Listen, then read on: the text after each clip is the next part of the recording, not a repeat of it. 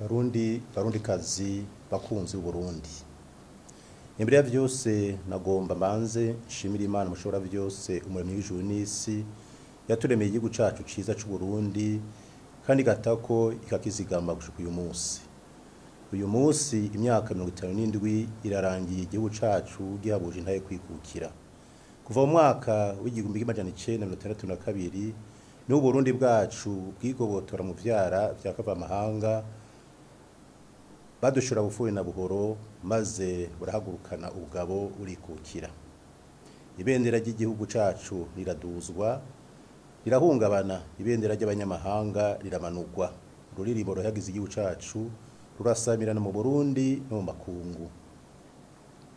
Nagira rero mfate kano kanya ngo nipfurize abarundi bose umunsi mukuru mwiza wo kwikukira. Ubabere umunsi mwiza ho muri hose, umunsi wo kuzirikana agaciro k'igihugu cacu c'u Burundi. Nico gituma twagomba tubanze kubasaba gusubiza amaso inyuma, turabe kahise k'igihugu cacu, turabe uko igihugu cari ciyubatse, ingore cagize, kugira dutahure ivyo turiko turacamwo ubu, hanyuma dutegura Burundi bw'ejo tuzoraga abana bacu, abuzukuru n'abuzukuruza. Imbere yuko abadagi baza mu Burundi, imbere y'umwaka w'igihumbi kimwe amajana 1903, Burundi cari igihugu giteye igomwe, cari igihugu c'amata n'ubuki. Igihugu cacu cari cifashe neza mu bijanye n'intwaro uko yari itunganijwe mu butunzi no mu mibano. Ivyo vyagaragarira mu vyakoreka ico gihe. Aha twokwibukanya uko mu iminsi mikuru yategurwa kandi ikaba mu mahoro n'umutekano ntangere. Umunsi mukuru umuganuro warerekana ubwigenge igihugu cacu cari gifise, ugufashanya no gukorera hamwe tutibagiye gusangira kabisi n'agahiye. Abarundi barangwa n'umutima wo gufatana mu nda. Aha turavuga ibikorwa bakorera hamwe mu kibiri vyatuma bakora ahantu hanini kandi mu mwanya muto. Umurundi ntiyari nyamwigendako haba namba, kanatsinda bavuga ngo nyamwigendako ntaribira impeshi. Hambavu yo kurima, abarundi barorora, baracura, barabumba, barajisha. Ivyo vyatuma abarundi baronka ivyo bakeneye batarinze kuzera inze. Aha twokwibukanya ko bari bazi no kwikorera impuzu bambara, kandi ko bari bazi bakongera bakikorera imiti kama ibavura ikongera ikabavurira ibitungwa vyabo. Uburundi bwari igihugu gitunganye nije neza mu bisata byose bigize ubuzima bw'igihugu. Muri make, imbere y'umuzo w'abakoroni, Uburundi cari igihugu cifashe carangwa n'ibi bikurikira: gushira imbere Imana, kubaha umwami no kuzirikana igihugu. Ivyo vyagaragazwa n'icivugo caranze ingoma zose z'u Burundi: Imana, umwami, Uburundi. Ivyo birerekana neza ko abarundi bari bazi Imana bakongera bakayambaza. Haba namba s'abakoroni bazanye Imana mu Burundi. Kugendera kwiyerekwa n'akaranga k'intare bikomoka ku mwami dukesha Burundi, Ntare Rushatsi. Muri iryo yerekwa abarundi barazikana na ntaryo ko bahamagariwe kugwanira iteka ry'igihugu na kazoza kabuzukuruza. Ubumwe bw'abarundi bwakomoka ku rugo rwo mushinge w'igihugu, bugashamikira ku miryango, ukabona gushwara igihugu cose. Urugo kandi gwari inkomoko y'indero yo kuziko yashira imbere ubutore, ubutwari n'ubuhizi. Ubumwe bw'abarundi bwariserura mu buzima bwa misi yose. Barimira hamwe mu kibiri, bararagirana atawusobanurira uwundi, baramariranira imanza. Abarundi bafatana mu nda, barasangira kabisi n'agahiye. Urusesekara mwimbu ukabikwa mu bitiba n'ibigega kugira ngo babike imbuto bongere batekanirize kazoza. Imico kama y'abarundi yari rurangiranwa, uwababonye yaratamarirwa agatamacumu. Iyo mico niyo yari ishingiro ry'intwaro itunganye kandi itunganiriza bose. Uburundi bwari bufise ingabo zifise ubugabo hamwe n'ibigwanisho bikwiye kandi bikoregwa ngaha mu Burundi mu butare bw'u Burundi. Barundi barundikazi bakunzi b'u Burundi, mu mwaka w'igihumbi kimwe amajana 896 niho abadagi binjira mu gihugu inyuma y'intambara zikomeye hagati y'umwami Mwezi Gisabo n'abadagi. Abadagi bifashishije abarundi bihemu batitayeho ineza y'igihugu kirima n'amaconco, bituma Mwezi Gisabo arushwa maze yemera gushira umukono ku masezerano y'ikiganda yo kuwa 6 Ruheshi umwaka w'igihumbi kimwe amajana 903, yemera abadagi gutegeka igihugu cacu c'u Burundi. Abarundi rero muri ico gihe bari binjiye mu bihe bidasanzwe byo gutwazwa igikenye n'ubuja. Uburundi buca butakaza ubwigenge bwari bufise, itunganywa ry'intwaro rirahinduka rija mu minwe y'abakavamahanga, ubutunzi burahungabana, imibano irasambuka, Uburundi babwinjiye mu bihe by'umwijima. Aha twokwibuka ingene abarundi basinzikarizwa ubuzima, abakoroni bagahungabanya agateka kazina muntu mu gukubita ibimoko abantu nk'ibikoko bambaye ubusa imbere y'abana babo. Amata, amagi, amasoro byofashije abana byashikanirwa ku nguvu abakoroni. Barashizeho kandi amakori y'agahotoro kugira ngo baje guteza imbere ibihugu byabo.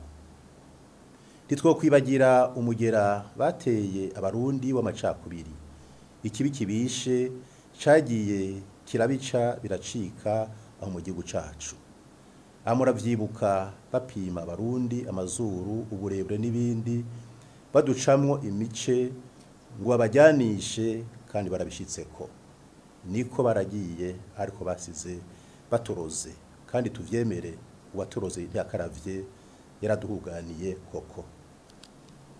Twokwibukanya kandi ko bitagarukiye aho gusa, kuko ibijanye n'amahinguriro, ubutare n'agataka, urudandaza aho atamurundi yarabifise ko uburenganzira, byose vyari mu minwe y'abakoroni, w'iki gihugu gitakaza burundu ubwigenge mu vya politike, mu butunzi no mu mibano, igihugu kirasambuka. Kuva mu mwaka w'igihumbi kimwe amajana 916 gushika mu mwaka w'igihumbi kimwe amajana 962, Ababirigi nabo basubiriye abadagi, naho nyene nta karusho kigeze kaboneka, kuko nabo nyene baje bakora ibisa n'ivyo bambere ndetse barasumbiriza. Twomenya ko ibikorwa byo guhungabanya agateka kazina muntu vyibonogoza mu gihe c'abakoroni nk'idandazwa ry'abantu. Barundi barundikazi bakunzi b'u Burundi, amamuko y'u Burundi nk'igihugu canke ubwami abarizwa ku kinjana ca 14 ku mwami wa mbere Ntarushatsi Cambarantama. Kuva ico gihe gushika umunsi mubi abakoroni bavogera u Burundi mu kinjana ca 19, Uburundi cari igihugu cifashe cigenga muri vyose, igihugu c'abagabo bijunja n'ijambo, biga bakigaburira, bitunga bakitunganiriza ivyabo. Umuzo w'abakoroni mbere abarundi bo hambere bita ibihume bihumeka wabereye akaziri n'akabi kabishe Uburundi n'abarundi. Uburongozi bwiza bwashira imbere ubutungane bwaratebagajwe. Umuryango soko w'iteka n'itekane winjiranwa n'umujyano, imico myiza yo gufatana mu nda no gusonera agateka kazina muntu ititugwa n'imico mibi y'ubujyajya, agahotoro n'agacinyizo yazanywe n'abakoroni. Muri make ubukoroni bwinjije Burundi mu buja, bwa buhinga n'ubumenyi mu bisata bitandukanye nk'uburimyi, ubworozi, ubuvuzi bw'abantu n'ibitungwa, ubucuzi n'iyindi myuga itandukanye birasamburwa. Uburundi buracugwa bufuri na buhoro, abarundi bahora bafukamira Imana bakayambaza, batangura gufukamira umukoroni batega amashi yakwitako. Naho vyagenze uko, abarundi ntibigeze baha umugongo umwansi, ntibigeze bikinga amacukiro, amacumu aca ibigango ubwo abahungu rwaramutse. Bagiye kuganzwa inyuma y'imyaka indwi batana mu mitwe n'abadagi, kandi ntibemeye ko batsinzwe, baremeranye kuko bagumye biyama bongera kandi biyamiriza intwaro y'umukandamizo gushitsa biganzuye w'abaganje. Imana ntiyigeze yibagira Uburundi. Mu mwaka w'1958 niho Rudoviko Rwagasore nabo bari yufadikanije gutanguza urugamba ngo bahabuze intaye kwikukira. Mu mwaka w'1958 niho Rwagasore Louis nabo bari kumwe batanguza urugamba rwo guhabuza intaye kwikukira. Ubwo rugamba rwari rukomeye cyane, ntigwamworoheye ariko rwari ubigira kimazi.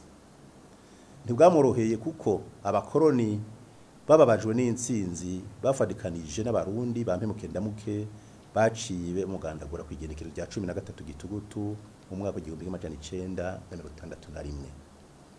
Ubwo rugamba rwabaye ingirakamaro kuko naho ivyo vyari bigenze uko, igenekerezo rya mbere mu Kakaro umwaka w'1962 Uburundi bwariganzuye intwaro y'ikoroni buhabuza intaye yo kwikukira. Ibendera ry'abanyamahanga riramanurwa, ibendera ry'igihugu cacu cy'u Burundi riraduzwa. Kuva mu mwaka w'1962 gushika mu mwaka w'1993 naho vyitwa ko twikukiye, abarundi ntibigeze baba mu bwigenge bari baharaniye. Bakava amahanga bagumije ukuboko mu Burundi. Ivyo bigaragarira mu ntwaro zari zishigikiwe nabo bakoroni, nazo zikaba zabaye izo kwihagira ubutegetsi, bakima ijambo abenegihugu ryo kwitunganiriza ivyabo. Izo ntwaro zarangwa n'umukazo, zuzuye amacakubiri nk'uko vyari mu gihe c'abakoroni. Aha two kwibukanya ubwicanyi bw'agomerabunwa bwabaye mu mwaka w'1965, 1972, 1988, 1993 n'ahandi. Abarundi bagumye bidadaza kugira ngo baharanire ubwigenge bw'igihugu n'agateka k'abenegihugu. Mu mwaka w'1993 nyonye n'icubahiro Ndadaye Melchior nabo bari kumwe bahaguruka babicisha mu ntwaro yitorewe n'abenegihugu ngo bahindure ibintu. Bamaze gutsinda amatora, babanse bo kwikukira baciye bamugandagura. Inyuma y'amezi 3 arahiriye kurongora igihugu, Uburundi buba burasubiye guhekurwa. Abanyamahanga ntibigeze na rimwe bifuza ko abarundi bishira bakizana. Bagumye barondera ingene boducinyiza ngo ntituvyure umutwe. Bifuza ingene bagumana ububasha mu by'intwaro no mu butunzi. Uburundi bwarahabishijwe ariko ntibwahababutse. Barundikazi bakunzi b'Uburundi. Urugamba rwo guhabuza no guharanira intaye kwikukira rwarabandanije. Mu mwaka wa 2005 niho abarundi bakunda igihugu basubira kwerekana ko bakeneye ubwigenge bwabo mu kwikura ko intwaro z'agahotoro zari zagiyeho biciye ku nguvu. Abarundi rero baritora indongozi kuva hasi gushika ku rwego mukuru w'igihugu.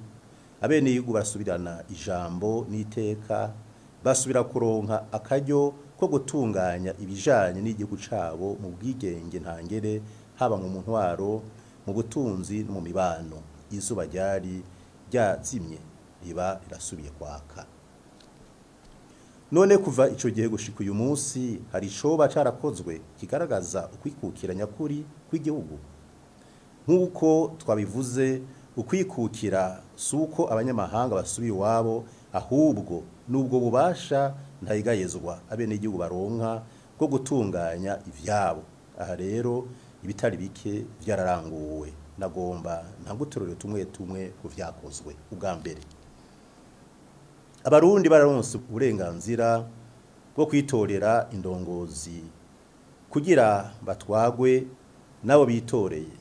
Ivyo vyagaragaye mu matora ya 2005, 2010, 2015 no muri 2018, aho twitorera ibwizwa shingiro ritunganijwe kandi rigategurwa n'abarundi ubwabo vyabaye imboneka rimwe aho mu Burundi haba amatora atamunyamahanga agiyemwo haba mu nteguro no mu buryo.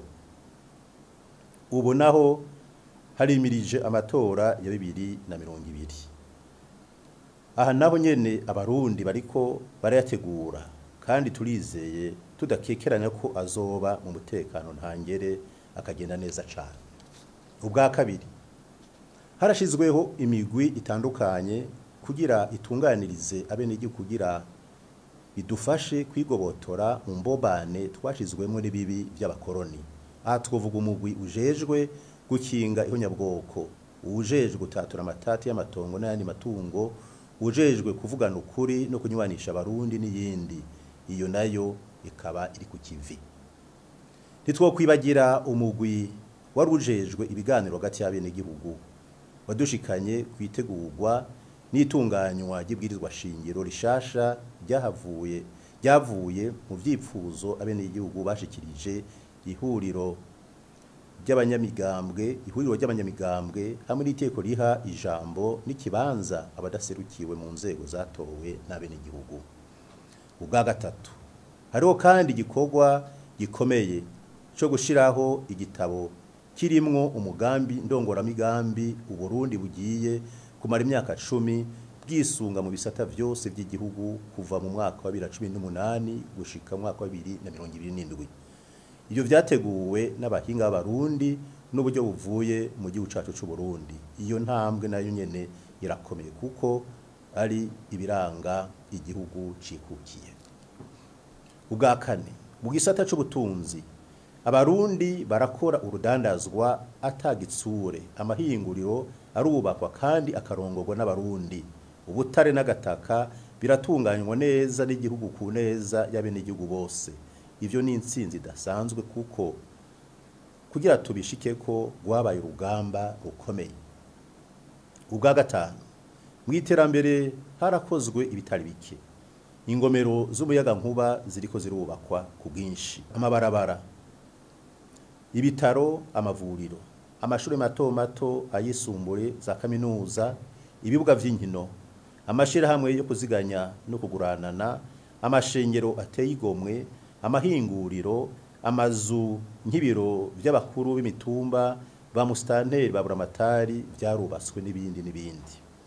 Eka mbere n'igikorwa citeka cyo kubaka ingoro y'umukuru w'igihugu ubu kikaba yaraheze, tukaba twitegura kuyinjira.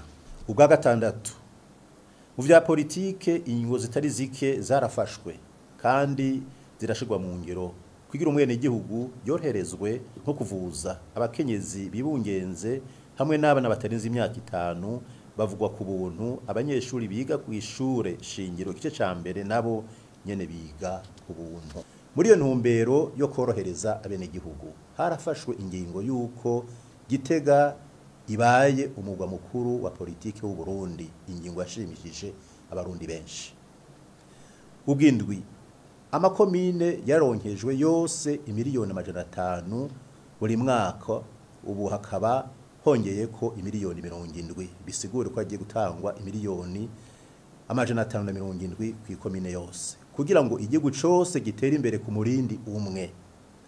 Haha aho hambere hatera imbere intara zimwe zimwe, izindi zikibagirwa bivanye n'abatwara igihugu iyo baturuka. Ubwo munani, mu mibano umugera mubi w'amacakubiri y'amoko y'amomekerano wabibwe n'abakoroni uri kuraranduranwa n'imizi. Ubu inzego zose z'igihugu ziganjemo abarundi bose. Aha twovuga akaroko mu gipolisi n'igisirikare, aho izo nzego zitunganijwe ku buryo abarundi bose baziyumvamwo. Iyi myaka 14 iriko irarangira, harakorese byinshi vyerekana koko igihugu cikukiye.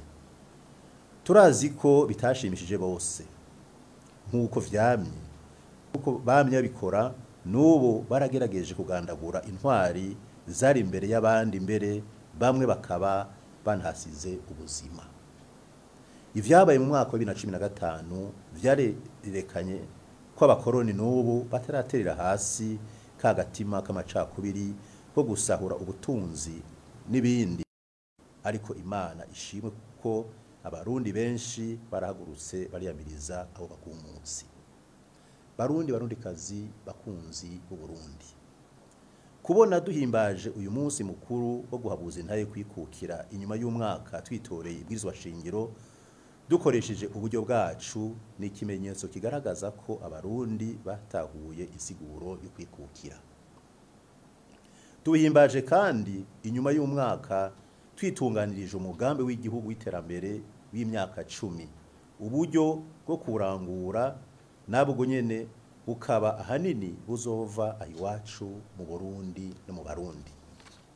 Tuhimbaje kandi itegeko rishinga amahera azokoreshwa mu gice ca kabiri cy'uyu mwaka no mu gice ca mbere cy'umwaka uza w'2020 byaratewe ko umukono, kandi ibice 84% vyayo bikazova mu gihugu hagati mu gihe gushika mu mwaka wa 2015 Uburundi bwazerinze ibice 52%. Iyi ni intambwe ihambaye mu mateka y'u Burundi. Nta nkeka ko ihangiro ryo kwibako 100% mu myaka itarenga 3 tudushikako. Turashimishwa kandi no kubona duhimbaje uyu munsi hari abarundi benshi bigiriye inama yo kugendera no guteramira akaranga n'imico myiza vyanye biranga Burundi n'abarundi, kugendera ubuntu, ubutore, ubuhizi, ubutwari, urufasoni, gushigikirana, kugwanya ubunebwe, gukunda ibikorwa, guharanira ubutungane n'ibindi. Nakarengo utakaranga ukabutaya akabanga ugatorana karanda. Uyu munsi uhuriranye kandi nitahuka ku bwinshi by'abarundi bari bahungiye mu mahanga bitewe n'abashaka kudusubiza mu buja. Itahuka rya bene wacu riza kongereza akanyamuneza dukesha uyu munsi. Turabahaye ikaze mu bandi bene gihugu baze gutegurira hamwe imigambi y'iterambere tutibagiye amatora twimirije y'umwaka uza wa 2020. Umunsi rero duhimbaza imyaka 57 iheze duhabuje intahe kwikukira nakajyo kwirimbura ngo tumenye iyo twavuye, tubone aho tugeze kandi dutegure kazoza. Abarundi twirinde agatima ko guhemukira igihugu, ahubwo tube imboneza zo gushigikira no guharanira amahoro no kwikukira ku Burundi. Ururirimbo ruhagiza ukwikukira kwacu rurerekana ko Imana ariyo yakiduhaye kandi ko izokituzigamira. Ivyo vyatumye no mu bwizwa shingiro rishasha dushira Imana imbere. Iryo banga rirahambaye siryo gufata minenegwe. Uburundi bwacu bwarashinze icumu mu mashinga, burahagurukana ubugabo burikukira. Aha rero abarundi n'abanyamahanga babimenye ko abarundi aho bageze batazokwemera ko ako gateka kabonetse kavuye kure kadazosubira kuduca mu myanya y'intoke. Igandagurwa ry'umuganwa Rudoviko rwa Gasore, ry'umushikirangoma wa mbere Petero Ngwenandumwe no bari kumwe, umukuru w'igihugu Melchior Ndadaye nabo bari kumwe, umukuru w'igihugu Spiriano Ntajamira n'abashikiranganje bari kumwe, Lieutenant General Adolphe Nshimirimana n'izindi ntwari ritubere umusurusuru wo gusana no gusanura Uburundi. Uhabwe impundu n'abawe birerekana ko atamunyamahanga azokubakira igihugu. Umurundi wese amenye ko atakandi gateka afise kamurutira igihugu ciwe Uburundi. Nico gituma abarundi dukwiye kuvuga neza igihugu cacu aho tuba turi hose. Barundi barundikazi bakunzi Uburundi, turashimishwa cyane n'umutima n'ibikorwa by'abarundi benshi bigaragaza ukwikukira. Akarorero ka hafi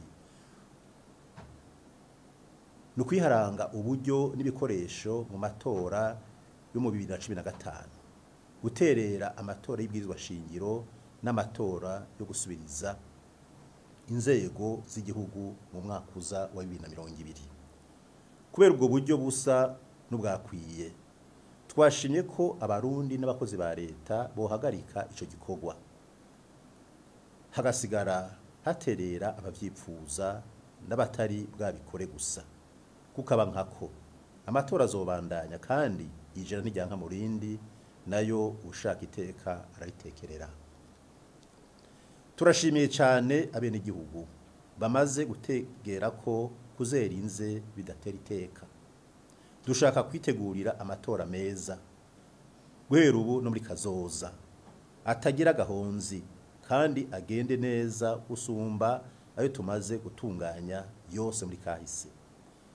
Nituzosubira kwemera imfashanyo zitwambura agateka n'ubwigenge bwacu kanatsinda nkuko basokuru bayamaze ubusumano buhaza umutwe kandi ngo amazi masabano n'amarimbyiro. Leta y'u Burundi yarabonye ko iheka ubisimbiza, nico gituma idahengeshanya kugira utwigoro two gutunganya imigambi isahiriza bene igihugu. Muri ico kigabane c'utwigoro kuva ubu umubira wahora ugenewe imiryango y'abakozi ba leta bitavye Imana ugiye kugwizwa na 5 uve ku bihumbi 124 uje ku bihumbi 800. Si ivyo gusa, tugiye no gutanguza nyezina ibanki y'ugwaruka kandi turategekanya no gusubizaho twaturusho abakozi bahora baronka uko umwaka utashe mu gihe vyagaragaye ko bakoze neza. Ijuru nijagenda neza tuzofata n'izindi ngingo shasha ziramira abakukuruke abageze mu zabukuru n'abagendana ubumuga. Barundikazi bakunzi b'u Burundi, hari umugenzo twatanguye mu mwaka wa 2012 igihe twigina isabukuru y'imyaka 50 duhabuje intaye kwikukira. Kuva mu kwezi kwa Mukakaro kushika mu kwezi kwa Gitugutu tuzokwinjira icese ivyaranguwe mu ntara zose mu ntumbero yo gutsimbataza intayo kwikukira tubicishije mu gutura igihugu cacu amaboko umutima n'ubuzima. Kimwe muri ivyo ni ingoro y'umukuru w'igihugu. Tuzoyinjira twongeye tuyitazire izina ry'ubuhizi rifise insiguro n'ikimazi ku barundi bose, abashengeye abariho n'abazovuka. Tuzoyitirira wo dukesha Burundi umwami wa mbere Ntahirushatsi. Mu Kirundi tuzokwandika kandi tuvuge kwa Ntahirushatsi. Mu Gifaransa tuzovuga Pare Ntahirushatsi. Mu Congereza naho tuzovuga Ntahirushatsi House. Muri iyo ntumbero nziza yo gusubiza iteka n'itekano Burundi bwacu, gutera iteka abateye iteka u Burundi, amazina y'inyubakwa, ibibanza n'ivyibutso vyinshi azohindurwa abe amazina huza abarundi kandi yibutsa abarundi amateka y'igihugu cabo, maze twamirire kure amazina n'inyifato bikomoka ku buhemu, twongere tuvavanure n'imico mibi n'amazimwe vyazanywe n'ubukoroni. Utu nuturorero tumwe muri twinshi. Ingoro y'amakoraniro y'inama nshinga mateka tugiye kubaka Igitega izokwitirirwa umuganwa Rudoviko wa Gasore. Ingoro y'amakoraniro y'inama nkenguzamateka tugiye kubaka mu ntara Gitega izokwitirirwa mushikirangoma wa mbere Petero Ngendandumwe. Mu kiringo kitarenga umwaka umwe hazokubakwa icibutso c'intwari bihome mu mutumba wa Nkomwe muri komine Kiganda intara ya Muramvya, ho yabereye incungu mu kwitangira igihugu n'umwami Mwezi Gisabo.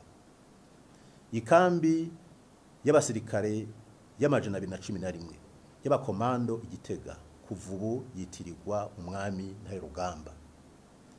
Ikibuga c'indege ca Bujumbura kuva ubu citirirwa incungu ya demokrasi Melchior Ndadaye. Ibarabara ry'uwa 200 Munyonyo kuva ubu yitirirwa umwami Mwezi Gisabo. Ibarabara ry'uwa 3 Nyakanga kuva ubu yitirirwa intwari Lieutenant General Adolphe Shimirimana. Ikibuga c'inkino citiriwe umuganwa Rudoviko wa Gasore kizokwitirirwa Stade Intwari, ikibuga c'intwari. Ibarabara ry'uwa mbere Munyonyo kuva ubu yitirirwa incungu ya demokrasi Melchior Ndadaye. Tugiye gushiraho umugwi w'abahinga uzotunganya neza ico gikorwa mu bwigenge n'ubwitonzi mu kiringo c'amezi 3 maze amazina y'intwari rurangiranwa mu Burundi yame mu mitima y'abarundi biciye mu kubitira inyubako n'ivyibutso biranga ubwiza n'ubuhizi bw'Uburundi. Barundikazi bakunzi b'Uburundi, imbere yo kurangiza nagomba ndabashikirize izi mpanuro. Ubwa mbere, abarundi mubandanye urugamba turimwo rwo guharanira no gutsimbataza intayo yo kwikukira. Guharanira ubwigenge bw'igihugu n'urugamba rwa misi yose. Dushishikare gushira hamwe inguvu n'ivyiyumviro, dukorere hamwe tuzotsinda. Ubwa kabiri, kubandanya ibikorwa by'iterambere by'umushinge wo kwikukira nyakuri. Turipfuza ko Burundi bubandanya butera imbere uko umwaka utashe, hakaza haraboneka ibintu bishasha vyakozwe n'abene igihugu, umurindi turiko w'iterambere tukomeze. Ubwa gatatu, dutegure neza amatora ya 2020 n'iteka ry'igihugu cikukiye. Nico gituma duhamagara abarundi bose kubandanya bayitegurira, bagashima n'intambwe tugezeko, haba mu nteguro ndetse no mu buryo buzokora. Mu kurangiza, twagomba dushimire cyane intwari zagandaguwe atakindi zizira atari guharanira no kugwanira ineza n'iteka by'igihugu. Dukebure kandi abo bose boba bagikoreshwa n'abanyamahanga ngo bave ibuzimu baje ibuntu, bareke kwisamburira ko impene. Twame twibuka ko atawahemukiye igihugu waronka amahoro. Benshi muramaze kuvyibonera. Dusavye impunzi zitarahunguka ngo zitahe, eka mbere n'abanyepolitiki bari hanze bakubitiza agatima mpembero, bibuke igihugu cabo. Abarundi babarindiranye igishika, ariko abaronderwa no gutungana nabo nyene burabarindiriye. Urubanza ntirubora. Izindi nzira zose bibaza canke bizera ko bomeneramwo no kuzimira no gutumwanya, kuko ari inzira zidashika.